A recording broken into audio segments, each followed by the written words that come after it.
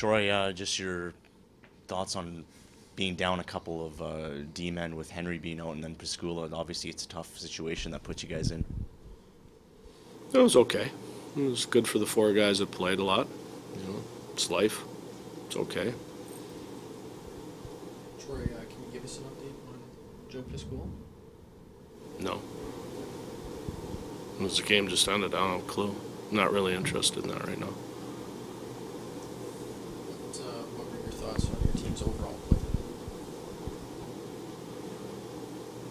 Well, we got 2 goals right away, and they were kind of like bang-bang plays, so I wouldn't say that we started great, even though it was 2-0. Like, there was 2 goals and 3 shots. One was an empty net, basically. So I thought we started a little slow.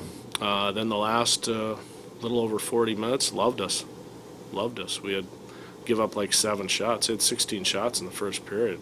They had 4 shots the second period, and it took them through overtime to maybe get 25 shots. So I loved our tempo. I loved our execution. I loved our speed.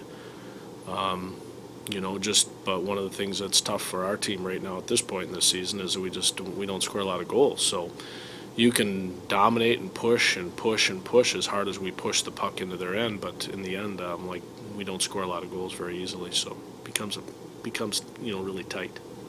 You see some of the scoring chances that you did generate, and particularly the line of Armstrong, Patterson, and Wall. I mean, do you feel that those scoring chances are eventually going to end up in the back of the net? Well, I would hope so.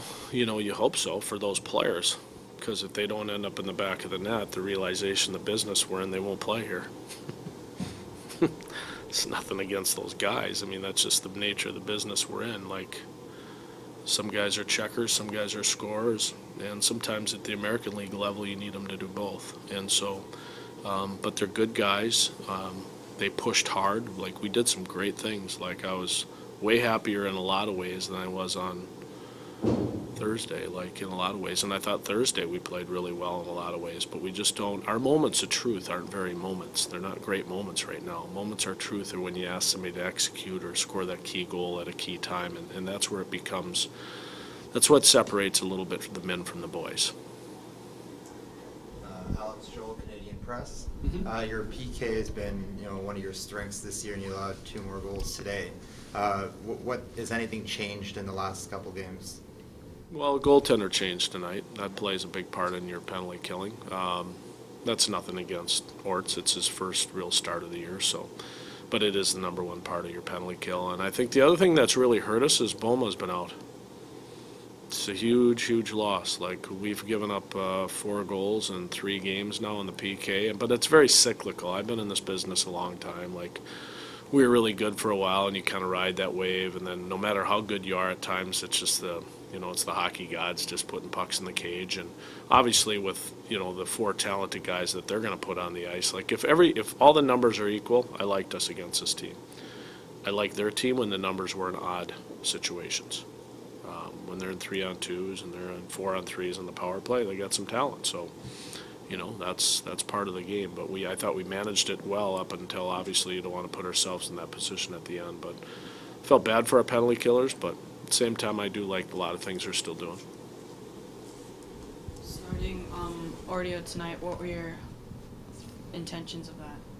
Well, just he needs to play. He needs to get a good game in, and he's been in relief twice, so he's been like coming out of the dugout, so to speak. And he hadn't gotten a start, and a lot of coaches, maybe, there's a philosophical old school approach to this game that you start young goalies on the road. And I'm just the opposite. You start them at home and find out what they got. You put them in front of the home crowd and see how they respond to that. So I was happy for Arch to get the start. He deserved it. Irving tomorrow? When we play again, we'll see how it goes. Like, we go back on the road. We've been a good road team early in the year. Leland's been a big part of our road success, so that's something that we'll observe. But, it's kind of a crazy year in goaltending. Like, a lot of so-called backup goalies. Enrot played again tonight. Harding's played 3 or 4 in a row for the Minnesota Wild. There's a lot of goalies that they're not getting the starts anymore. The game always changes, but we'll manage that this week, see where we're at in Houston. Troy, what was your What was your assessment just of Graham Skillerton tonight? Obviously, it was a very interesting first period in terms of getting your penalty kill unit out there, but just in particular, Hanks's call and then the overtime one.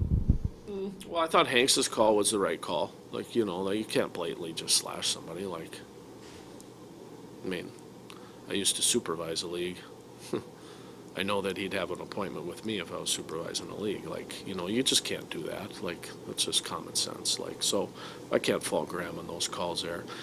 The only thing I always say about officiating, and I've always said about officiating, is that I can never question his judgment.